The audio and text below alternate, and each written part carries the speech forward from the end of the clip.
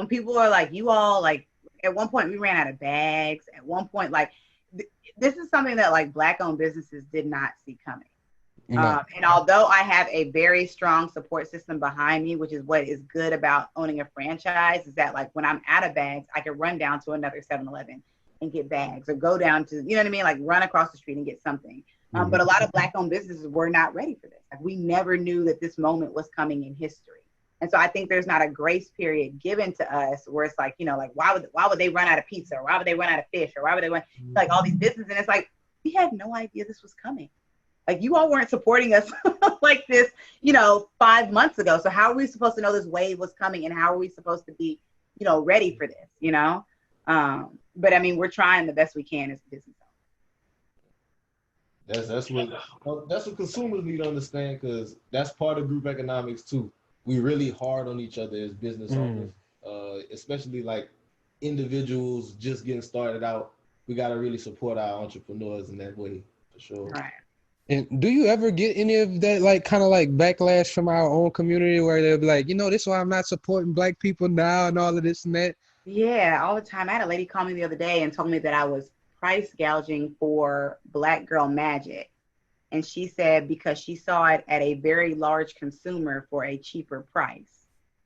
And I said, well, first and foremost, I'm a small Black-owned business. I don't get the same deals that this large consumer gets. This large consumer is not worried about profit, so they're selling it at the cost because they don't care. Yeah. You know what I mean? And at this point, the large consumer can't even get it because I'm buying it. So if you feel like that is what you want to do, then go on ahead. But I'm definitely not ripping anybody off. Like I have certain rules that I have to follow in order to provide these products. And no, they thought that I needed to have the same price as the large consumers. And I was like, well, that is why the African-American community is failing when it comes to this, because they believe that we have the same resources and don't give us the same grace and understanding that these large retailers have, you know?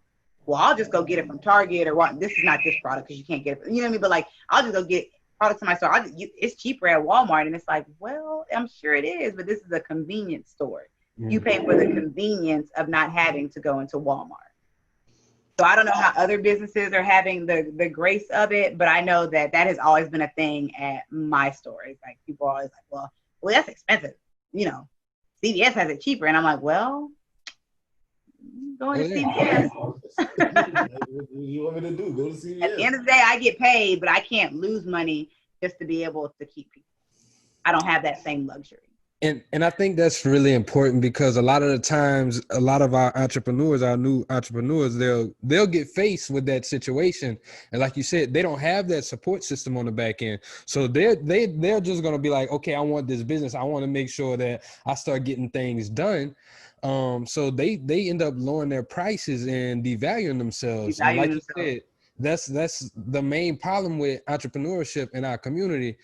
The community doesn't value what we're bringing to the table. The community doesn't value, okay, it might have taken you might have had to make this personally, or you might have had to pay a little bit more, because like you said, you started off with 3 cases. I'm pretty sure 3 cases, you had to pay a higher premium. A lot of the times on the back end. Even now, I still pay a higher premium than those bigger consumers to get it.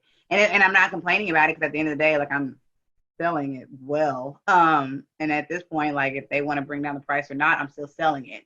But no, you're very, very right. And that's why whenever I tell small business owners, because I'm a huge supporter of small businesses, and I've always been a huge supporter of Black-owned businesses. And I've been taught that since I was little, because my mom is so pro-Black, like, it's crazy.